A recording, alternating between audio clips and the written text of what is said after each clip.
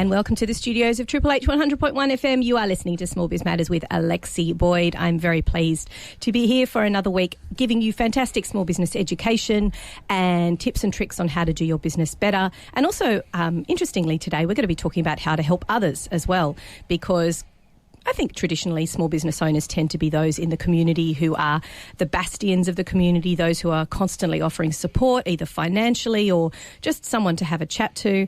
And that's really who we are as community leaders.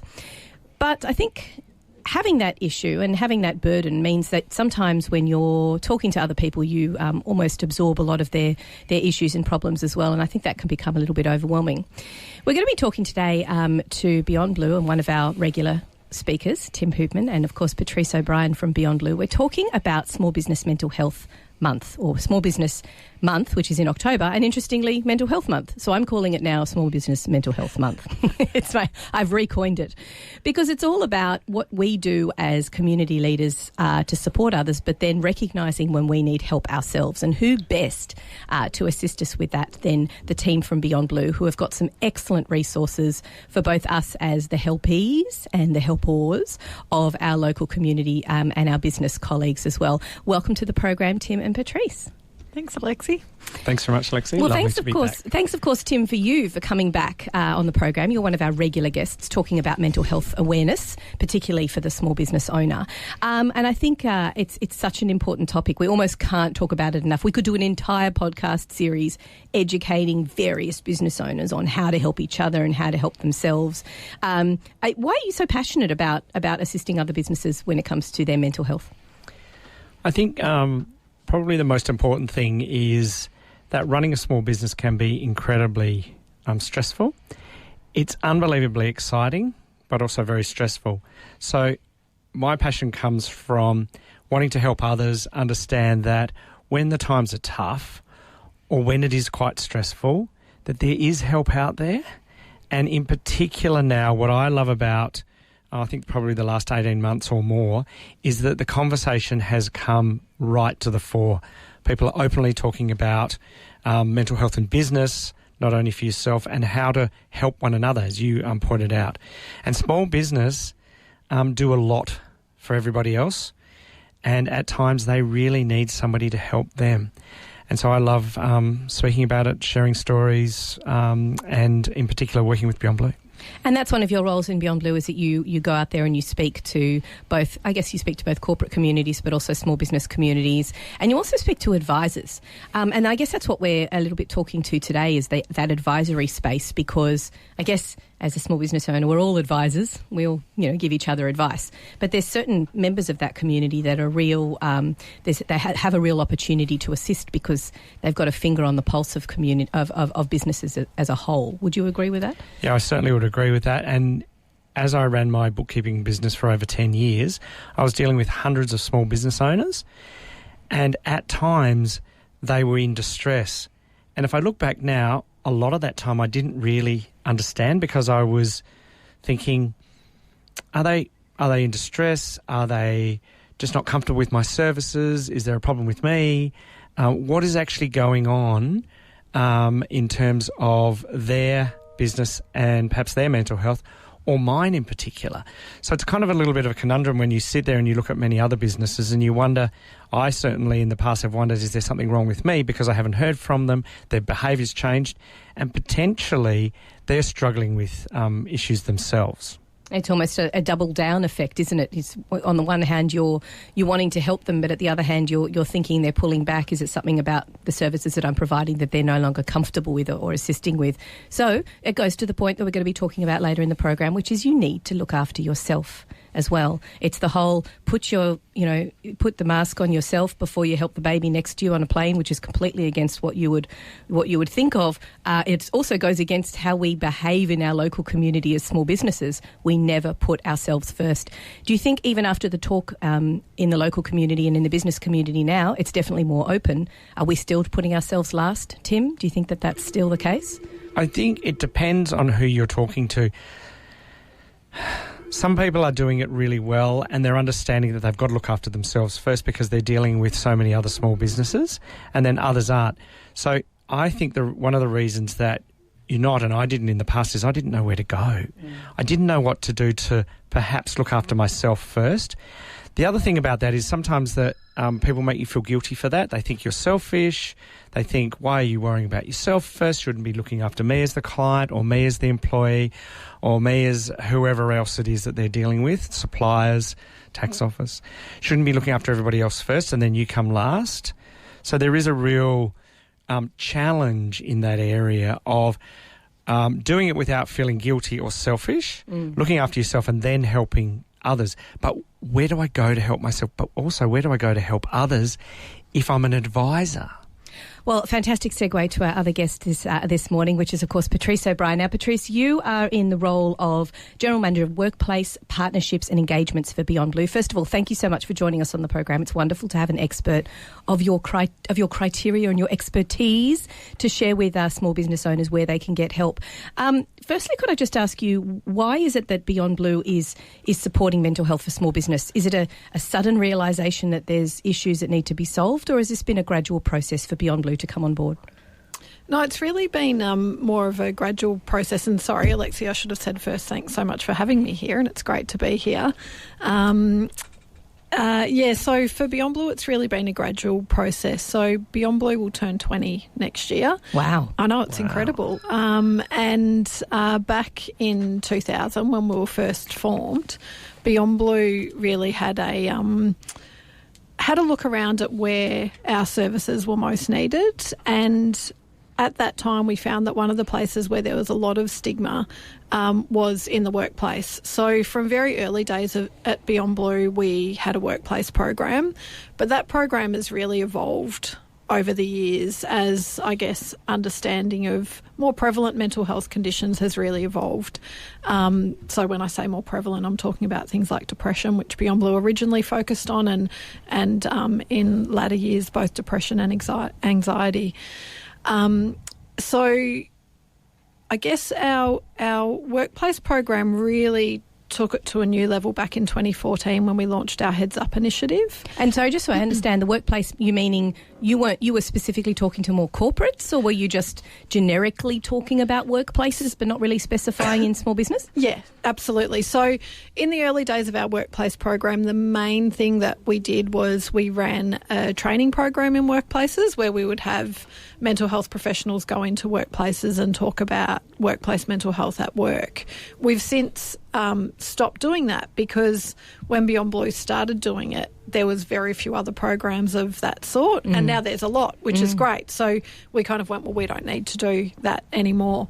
Back in 2014, we launched this Heads Up initiative, and if I kind of crystallise the initiative, it's really about trying to create a real difference in workplaces all over Australia. So a real difference in the whole kind of systemic system where mental health at work is considered a core part of health and safety, whereas in the past we've thought a lot about physical health and safety in the workplace but very little about mental health and safety. It's all about it's about the clinical side of things. You know, if we look at mental health as another aspect of health, rather than something to be not talked about and pushed in the corner.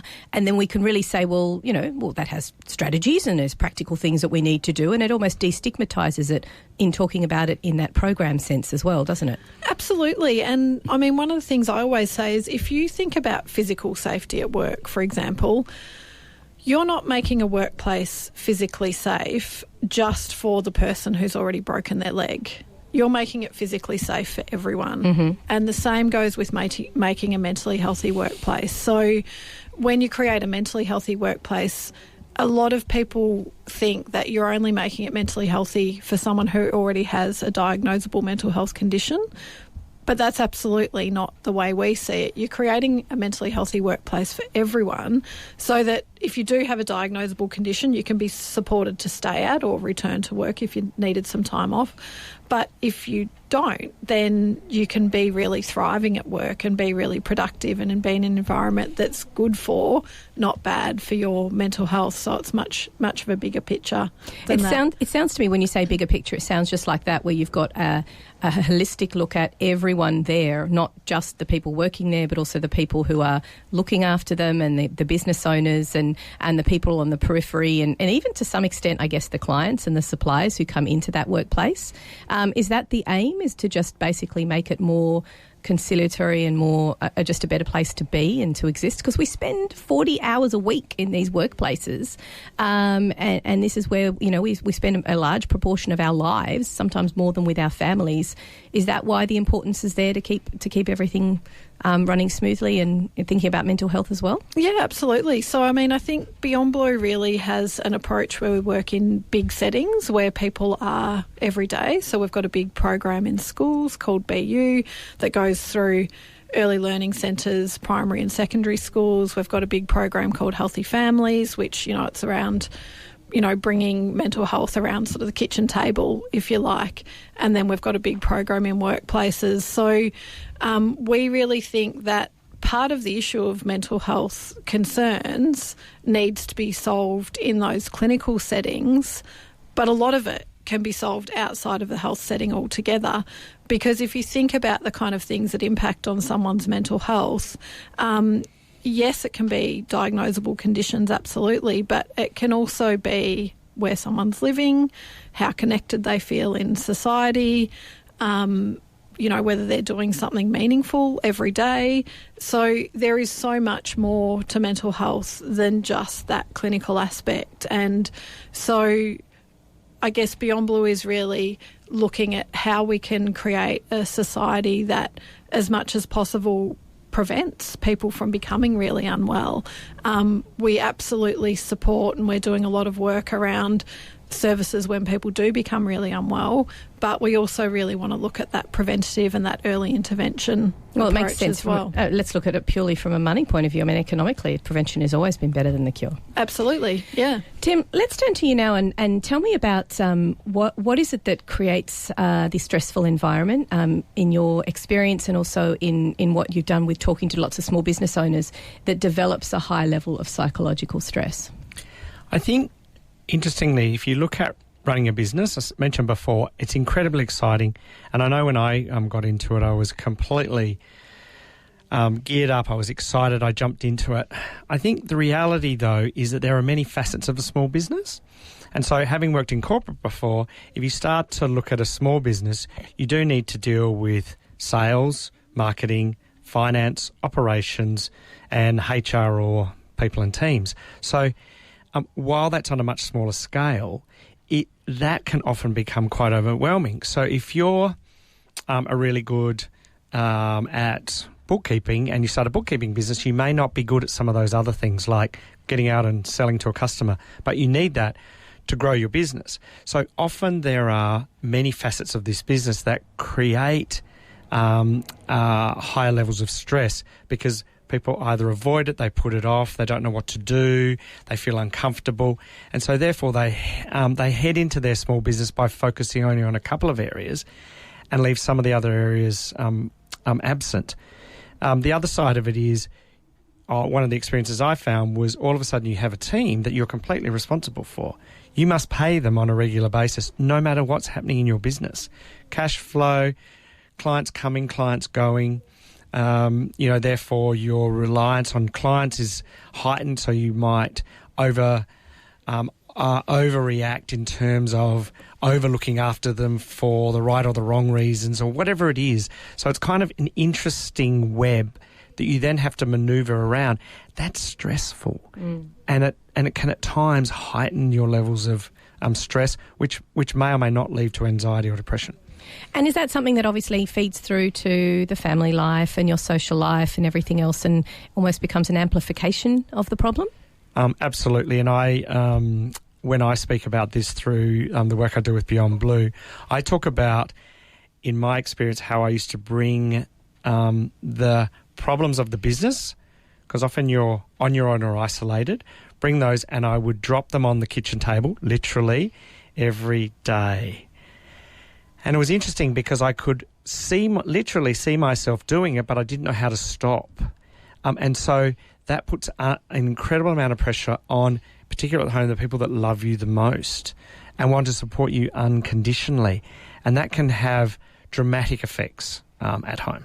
And of course, the feeling of overwhelm means that you stop asking for help. Is there a pretty big connection between just feeling as though it's your problem and there's nobody else who can help me, therefore I just need to deal with this myself? I'm not going to ask for help. I'm going to stop overwhelming everybody else around me, and I'm just going to, bring it all interiorly, bring it inside, and not ask for assistance, maybe because I don't have time. I don't have time to ask for help, or I can't talk to anyone, or I'm embarrassed about what I perceive to be something that's not successful, or my business is going down. Is it all sort of wrapped up into the one issue? Is once you sort of start down that road, it all kind of funnels into the negativity? Yeah, I think anyone going into their own business is, someone that will be very proud of that business, will want to be seen as successful, will want to be successful. I certainly was all of those things. And so therefore, when things start to get a little tough, in a lot of cases I thought, this is what it is running a small business. So I didn't really know anything different. So I went, okay, I think I have to suck that up. I didn't know who to turn to, or in some cases I didn't want to turn to people because I didn't want then people to say, is your business not going well? What's going on? And, that kind of fear of failure in the eyes of other people. And that can happen a lot because we want to be successful. We want to be seen to be doing well. And often we will mask those issues, or we don't know where to go, or we feel, as a male, I would feel, well, I want to be seen as successful, so I don't want Tim to be known as the person that didn't do too well in his business. I think there's something to be said for a lot of the social media out there as well, with the whole, we have to be perceived as doing so fabulously, and we're almost drip feeding out the successes so it looks like we're constantly successful. I like all those posts where people are saying, are you okay? If you need some help, come and talk to me. I mean, those are great, but how about we all start sharing some of our crappy experiences and destigmatising not just mental health, but actually the negative sides of running a business. How about everybody who's listening out there today puts a post on LinkedIn, goes, I had a crap week last week. My figures went down. I lost 3 customers. Just putting it out there that not everything's rosy. So maybe we need to start a movement. What do you think, Patrice? Am I starting something new and fresh and ideaful?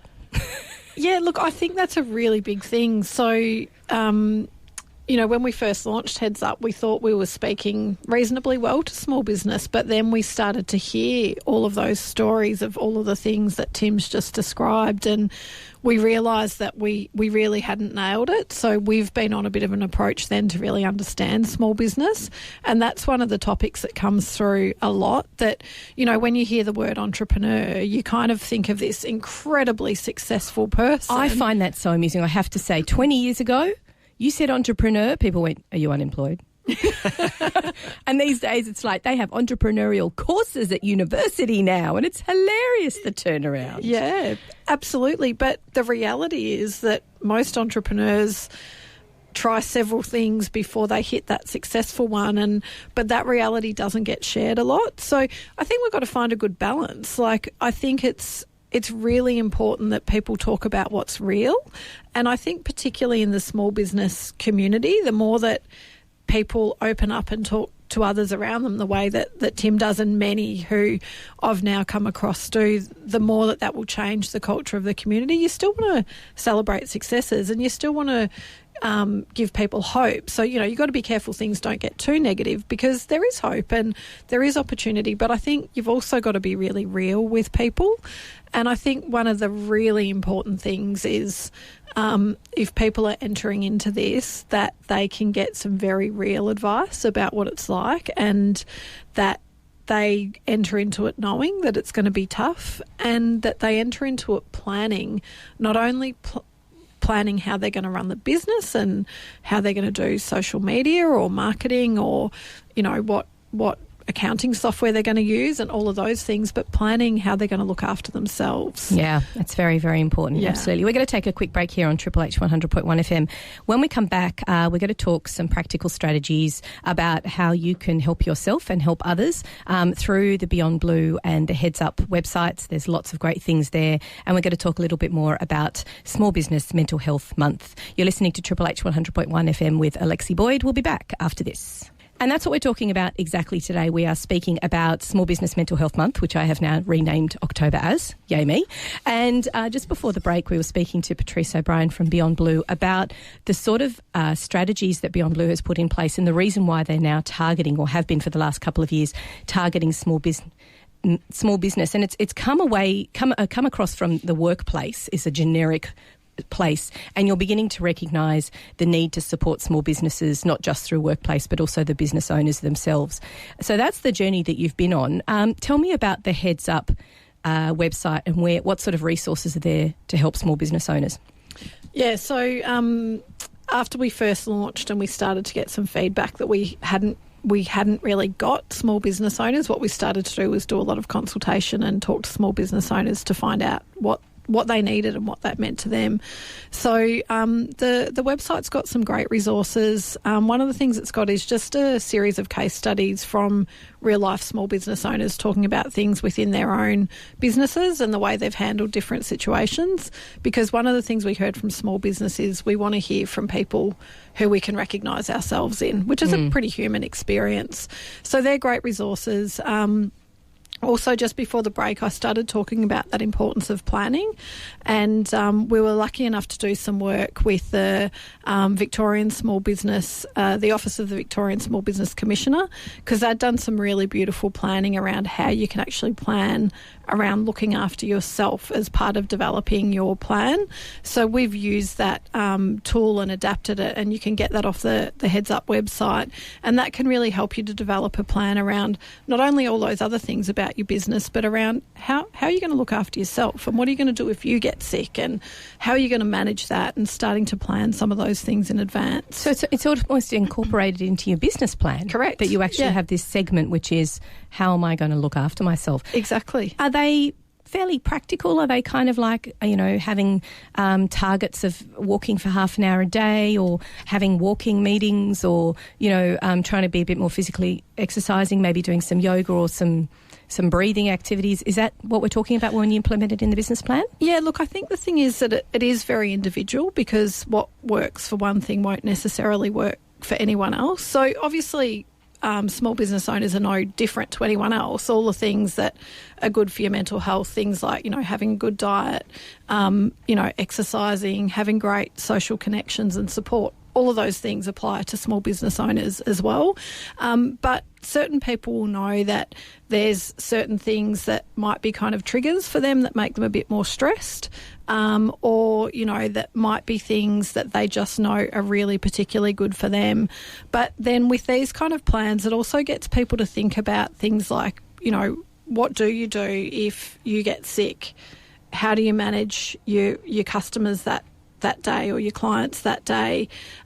Because when you're on your own, that it's a lot harder to just call in a sick day. And again, the solutions to that will be probably really different for different people. We've heard amazing stories of people connecting with other small business owners within their network and actually agreeing to back each other up. And it all depends what kind of business you're in, whether that would work for you. So it's about thinking about solutions that suit you, but thinking about them in advance, because what we hear time and time again is that once you get stuck in the midst of that, it can be very, very difficult to step back and resolve it. I was talking to a small business owner recently, and he described that running his small business felt like pushing a boulder up a hill, and that if he ever stepped away and took a break, that boulder was going to come tumbling back down the hill, and the effort of then trying to push it up again was so overwhelming that he couldn't take that break. So it's around doing that planning in advance to make sure that you can get that break, because no one can keep pushing the boulder all the time. And Tim, that's something that's quite entrenched in our understanding of starting a business or planning a business, is that notion of a business plan. Do you think setting mental health or looking after yourself targets as part of that plan works very well, because you're almost giving yourself check boxes to tick off as well as a preventative measure?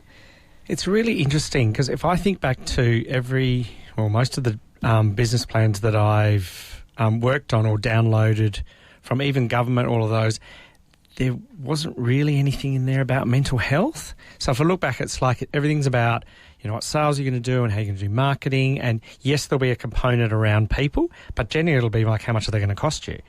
It won't be other things. One of the things I think that I learnt from working in corporate before I went to small business is they often have plans and programs that what I did was I would think about those and then I would bring the big business idea to small business. So, for example, with people, a monthly one-on-one review. And I would sit with the team each individually, and yes, it takes a lot of time and sometimes you don't feel like it, but if you're genuinely committed, and the very first question I would ask is, how are you feeling? And interestingly enough, in most cases, initially at least, people would go straight into results.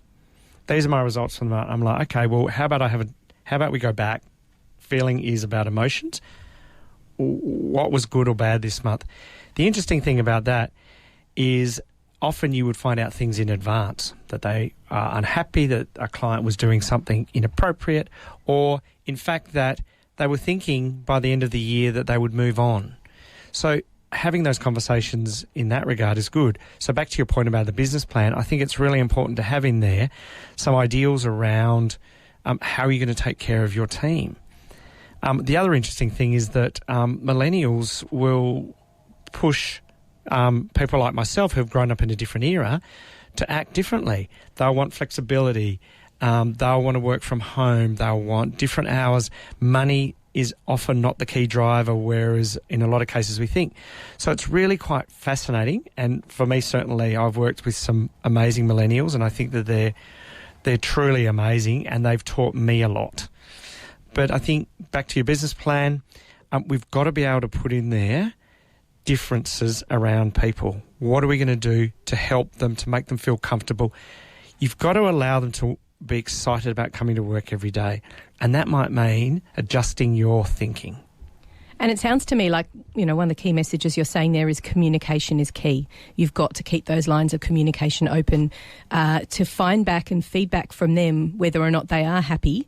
And in a way, maybe not push the envelope, maybe sort of say, okay, well, if it is a situation where you need to move on, how can I help to facilitate that? And how can you help to facilitate me to bring someone else on, and maybe not sort of flogging a dead horse and just sort of, hanging on to someone for dear life because they are good, but they're unhappy because they're ultimately going to bring everyone else down, I think, in the team. Absolutely. And I think the other thing is, and Patrice was talking about the gentleman pushing the boulder up the hill, and that is very real for so many people.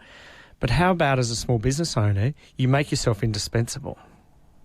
So how do you build your small business so that you're indispensable, that it's not just reliant on you or one or two key members, and how do you incorporate, the ability to bring, technology and other aspects in to make things less stressful, to automate things so that you're not the key person in that business, because that's the biggest.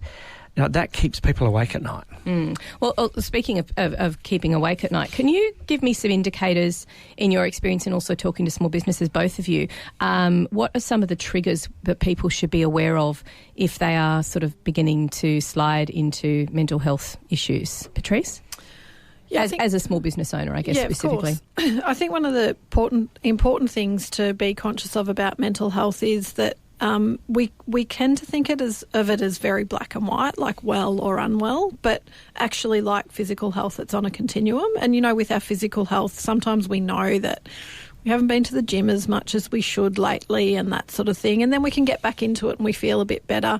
Mental health can be quite similar. So you can kind of move up and down that continuum depending on a whole range of factors of what's going on in your life. And you can have a diagnosable mental health condition and be at the very well end of the continuum because you know all the things that you need to do to keep yourself well. You might be on the right medication, you might be having the right counselling, all of that kind of thing.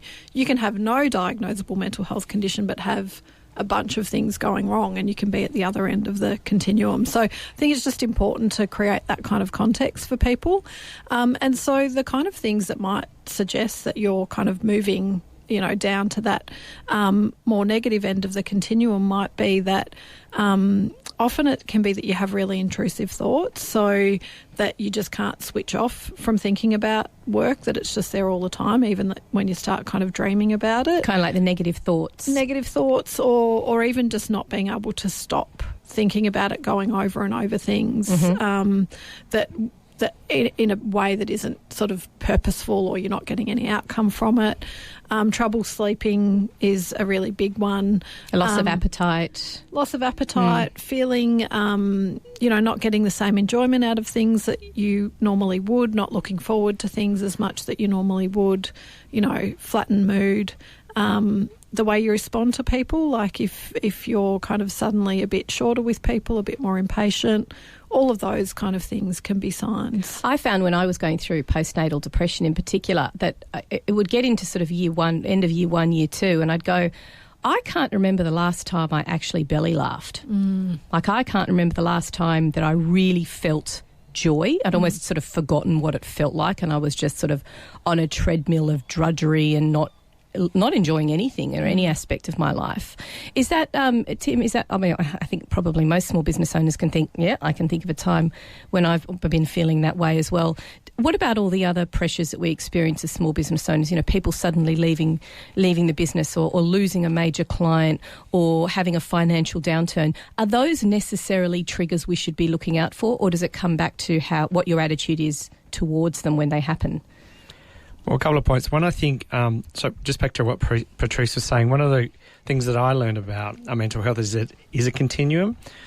And I look at it as a continuum now, and I understand where I sit on that continuum, and I can talk openly about it in terms of, I'm feeling more anxious about situations, because then once you start openly talking about, I think I'm sliding along that scale, it becomes easier to manage, because you're kind of pulling yourself up and you're going, hang on a minute, maybe I need to readjust.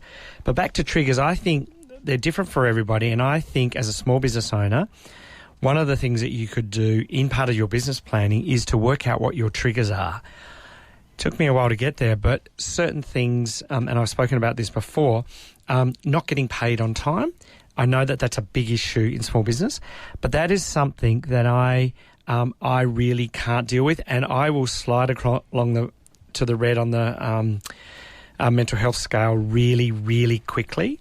So I've had to work out that if I bring on a new client, I need to be really clear up front, the engagement with that client and when I'm going to get paid, not I check my bank account every day and hope and pray that they have paid me. That's something really important to me. To other people it may not be, so that is something that I look at. There are other triggers in terms of deadlines, and I know a lot of people work in businesses that are all about deadlines. And I think one of the interesting things around that is if there is a deadline, who's involved in delivering that deadline?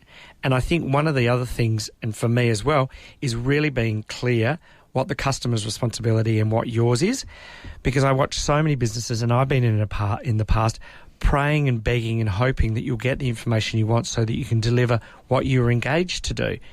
And it's not going to work, because the client's off busy in their business, worried about their client or worried about something in their business. So being really clear about those. So I've learned over the years what those triggers are, and certainly I would encourage all small business owners to write them down. And also ask your team, what are the triggers? Because some people might be deadlines, some people will be, I really don't like getting into the office at 8:30. I want to get in at 9. Could I work from 9 or some flexible hours? What is it that triggers them off? Because we're all different.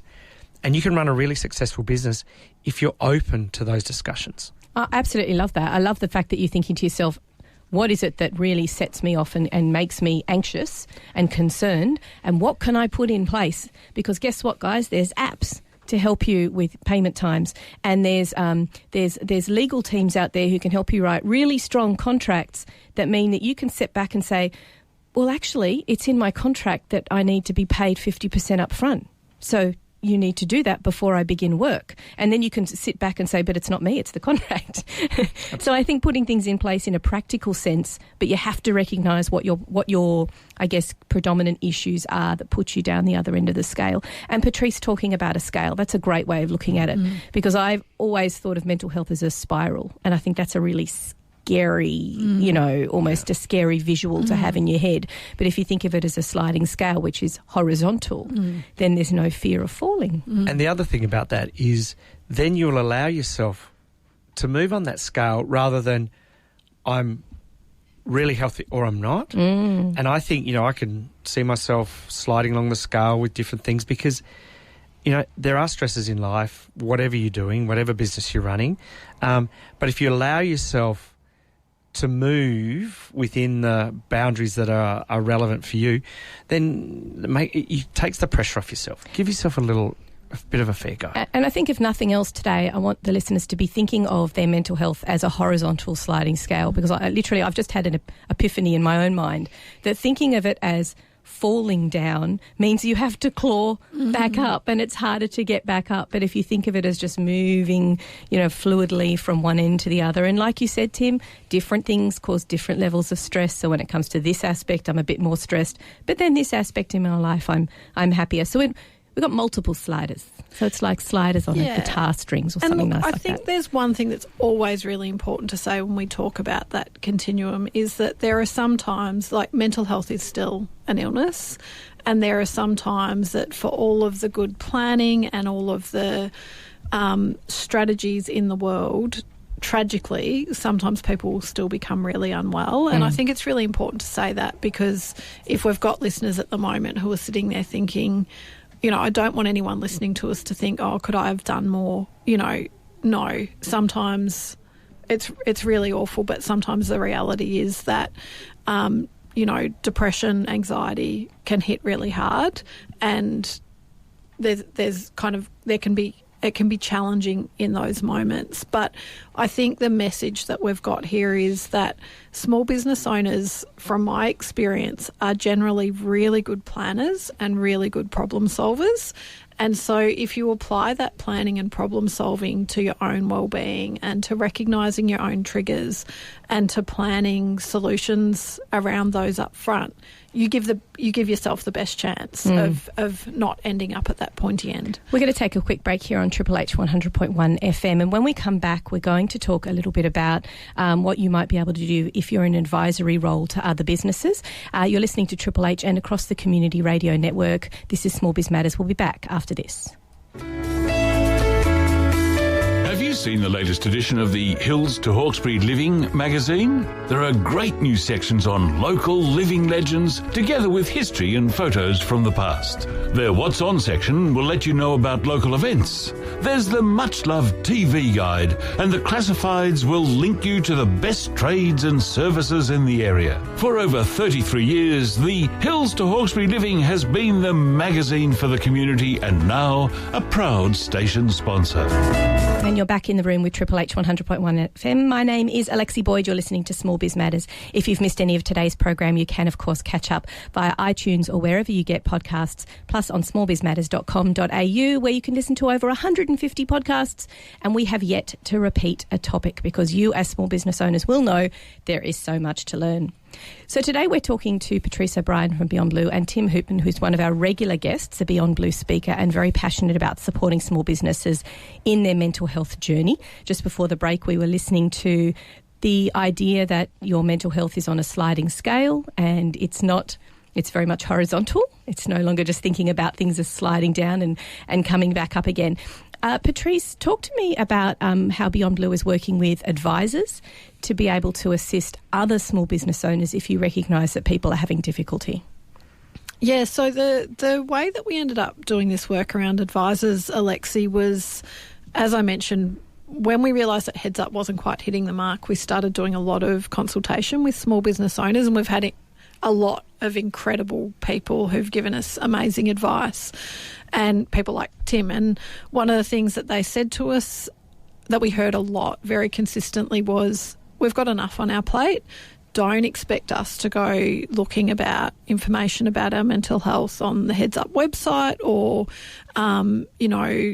going to a conference or all of these kind of things. We're flat out just running our small business. We need you to bring the information to where we're already at. And so where is that? It's with our accountant, our bookkeeper, our small business mentor. Sometimes it's with a family member, a friend, whoever that person is who we turn to when things are kind of impacting on us. So we thought that was really interesting. And the other thing that happened at the same time was that we started having some of the accountancy bodies coming to us and saying, look, the biggest issue for us at the moment is the mental health of our clients, and our members don't quite know how to deal with that. So creating this approach for small business advisors ended up being a win-win, because those advisors needed some more assistance with how to manage it. And then the small business owners was telling us that was the best place to go. So about a month ago now, we launched a new guide, and it's specifically for small business advisors. So all of those that I mentioned and others, accountants, bookkeepers, family and friends, small business mentors, specifically for them. And we co-designed it. We had a stakeholder reference group, which again Tim was a part of, really helping us to understand from the advisor and the small business perspective what this guide should look like. So it's best accessed online. It's really easy to navigate. You can save it as a favourite, so that then when you find yourself in that situation, you've got the information at your fingertips. And Tim, what sort of ways would you find yourself in that situation as an advisor? What typically do you think, how does it present itself where you can start to recognise the pain points that a small business owner is beginning to experience mental health issues? I think there's a couple of issues, or a couple of points there. One, first and foremost, is that in particular if you're a bookkeeper or an accountant and you're dealing with often hundreds of small business owners, there will be times where once you get to know the client well, you'll notice that there's change in behaviour. That could be as simple as you just don't hear from them, so they're going to avoidance, or that every time they're on the phone to you or your client, you or your staff, they're agitated and angry. So there will be changes that you will identify. And often when we're busy, we go, okay, all right, I get that, but is it something that I did wrong or my team? And I certainly in the past have gone to that space going, oh, have I upset the client? Not thinking that they may be being upset by other situations. So I think from that perspective, it's like being able to identify it. And yes, we're all busy, but taking even a few minutes to have a conversation early on could save a lot of people a lot of heartache, particularly the small business owner that you're working with. And I think the thing about the guide that I really love is that for me it's a double-edged sword. It's a guide for small business, but advisors are small business.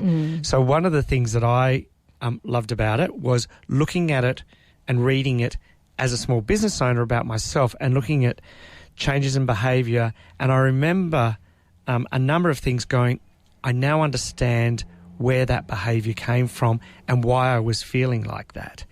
Whereas in the past I didn't. So I think first and foremost, you as a small business owner, advisor, should read it and have a look at it for yourself and arm yourself so that then you're then comfortable to start those conversations. Because in a lot of cases I sometimes avoided it or did it with the clients that I felt most comfortable with, but you start doing it generally. And in some cases, you can train your staff just to ask a simple question when they're agitated on the phone. And you might just happen to help them out of a situation and make things less painful for them. So I think it's a fantastic guide. And to Patrice's point, it's easy to access, it's easy to reference, and it's there. You don't have to go searching the net. And it's about the conversation starters in particular, Tim, is it? It's about, because I think that's the hardest part, isn't it? You can see someone and you maybe get some instinctive notions that they're experiencing difficulties, how do you start that conversation? Is that one of the main ways that it assists, Patrice? Yeah, absolutely. So it's sort of got a few different sections. So it looks at how to pick up on signs and symptoms that someone might be struggling, what to look out for, and then it absolutely looks at how to have that conversation. It's also one of the things that came through really loud and clear is what do I do if I'm really worried about someone?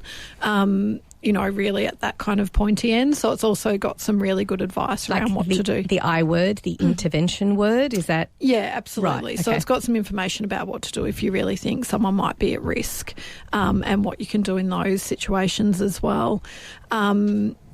And I think one of the really important things to say about it, because again, we might have listeners at the moment thinking, oh my God, my job as a bookkeeper is hard enough. Now do you want me to become a mental health professional as well? No, absolutely not. This is really just about being a human being. Tim and I were talking earlier today just about how if everyone could be 10% kinder to each other, we could change the world. And so this is really just about connecting with people as a human. It's not about you needing to try and diagnose someone. It's not about you needing to start to provide a counselling service on top of the valuable service you already provide. It's just about you checking in on someone and saying, hey, I've noticed that it's taking you longer to get back to me at the moment. You don't quite seem yourself. How's everything going for you?